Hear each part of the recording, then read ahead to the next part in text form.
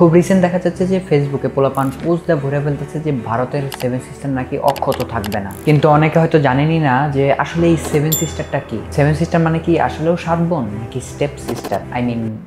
আসলে seven sister হলো ভারতের 7টা অঙ্গরাজ্য, যেটার ভিতরে পড়ে আসাম, ত্রিপুরা, নদিয়া, বাঁকুড়া, জলপাইগুড়ি, শিলিগুড়ি, ওয়েস্ট বেঙ্গলের এই সব জেলাগুলো। আর এই সেভেন সিস্টার বা ভারতের এই 7টা অঙ্গরাজ্য যদি বাংলাদেশের সীমানায় না আসে বা বাংলাদেশের আন্ডারে না আসে, তাহলে বাংলাদেশের এই মানচিত্রটা অখণ্ড থেকে যাবে। যেটা 1970 সালে মৌলানা আব্দুল হামিদ খান ভাসানী এই প্রস্তাবটা দিয়েছিল।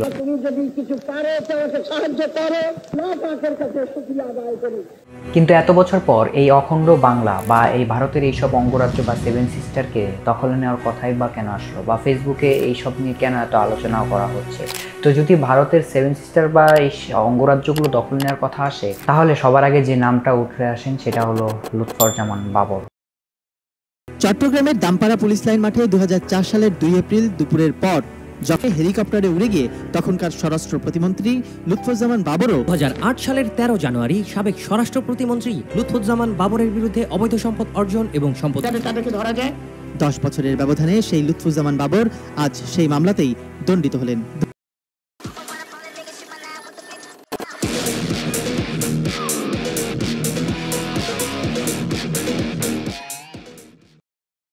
এই বাবর 2004 সালে ভারতের এইসব সেভেন সিস্টার অঙ্গরাজ্যগুলো দখল নেওয়ার জন্য সে 10 ট্রাক অস্ত্র পাঠিয়েছিল সেই সময়, যে অস্ত্রের বাজার মূল্য প্রায় 27,000 কোটি টাকা।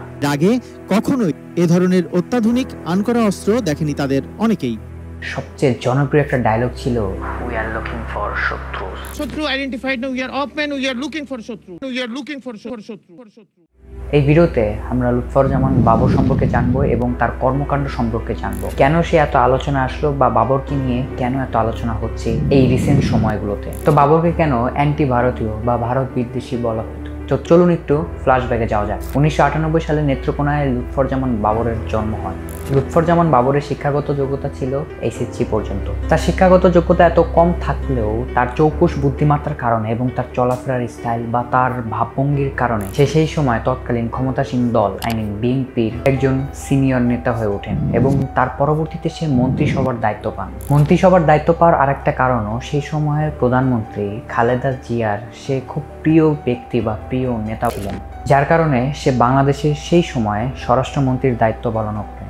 কথায় আছে যে বাবর নাকি যে ড্রেস একবার পরতেন সেই ড্রেস দ্বিতীয়বার সে পরতেন না। তো তার এই আলিশান বিলাসবহুল জীবনের পিছে এত টাকা কিন্তু সে শুধু মন্ত্রিত্ব করে বা সে দল থেকে কামায়নি। তার আগে থেকেই বাবর 80-র দশকে বিমানবন্দরের কিছু চোরাচালান বা সেই এই বিমানবন্দর রিলেটেড কিছু বিজনেসে জড়িয়ে পড়ে, যার কারণে সে সেখান থেকে প্রচুর অর্থ সম্পদের মালিক হয়। এক কথায় বলতে পারেন বাবর বরাবরের মতনই ছিল ভারত বিদ্বেষী একজন খ্যাপাটে নেতা, এবং তার সাথে তারেক রহমান সেও চাইতো বাংলাদেশের সীমানা কিভাবে বাড়ানো যায়, কিভাবে বাংলাদেশের পরিধি আমি বাড়াবো। সেই কারণে তারেক রহমানও অ্যান্টি ভারতীয় ছিল এবং বাবরও অ্যান্টি ভারতীয় ছিল। সেই কারণে তাদের দুজনের মধ্যে খুব একটা ভালো আন্ডারস্ট্যান্ডিং বা ভালো বন্ডিং ছিল সেই সময়।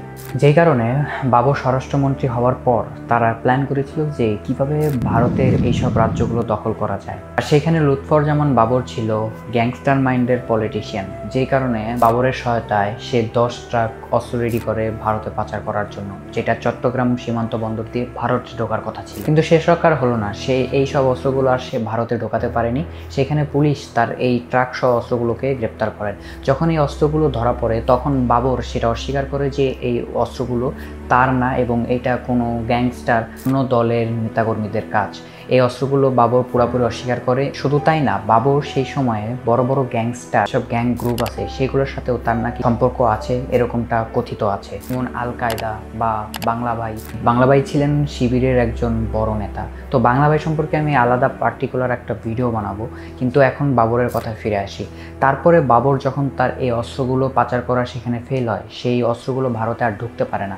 তারপরে ঠিক 2009 সালে যখন আওয়ামী লীগ ক্ষমতায় আসলো, তখন বাবর সহ আরও বিএনপির বিভিন্ন নেতাকর্মীদের উপর বিভিন্ন রকমের মামলা আরোপ করে এবং একাধিক মামলায় বাবর এইসব অস্ত্র মামলা সহ সে ফেঁসে যায় এবং তারপর থেকে আজ 17 বছর 2024 সাল পর্যন্ত বাবর জেলে থাকে।